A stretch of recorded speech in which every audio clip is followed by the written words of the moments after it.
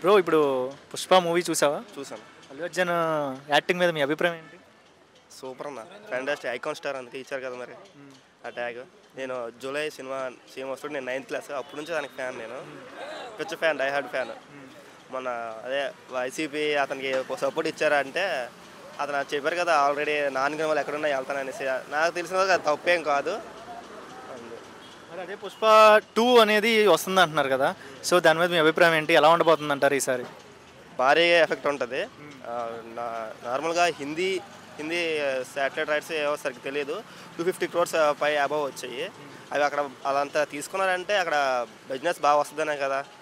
అన్ని చోట్ల బాగా వస్తుంది. మన ఏపీలో కూడా రేట్లు పెంచితే, దానికి కూడా ఛాన్స్ ఇచ్చి పెంచితే ఇక్కడ కూడా వస్తుంది. లాస్ట్ టైం ఓన్లీ ఏపీలోనే ఇది క్రాస్ అవ్వలేదు, అన్ని స్టేట్లో క్రాస్ అయ్యింది. సరే రేట్లు పెంచితే ఇక్కడ కూడా క్రాస్ అవుతుంది. అన్ని స్టేట్లో ట్రెండ్ అయినాయి కానీ అమౌంట్ పరంగా మన స్టేట్లో కొద్దిగా డౌన్ అయింది. ఈసారి ఇంకా ఇంక్రీజ్ చేస్తే బాగుంటుంది అంటారు. అంతే, మన స్టేట్లో కూడా ఇంక్రీజ్ చేయాలి. ఓకే.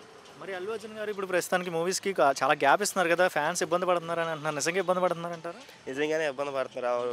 పుష్ప 1కి పుష్ప 2కి చాలా గ్యాప్ వచ్చింది.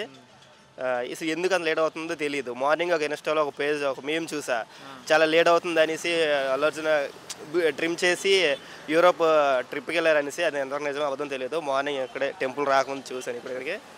అది చూడాలి మరి. కానీ లేట్ మాత్రం చాలా లేట్ అవుతుంది. బాహుబలి కన్నా లేట్ అవుతుంది. బాహుబలి 2 yearsలో వచ్చింది, 3 years పడుతుంది ఇంకా.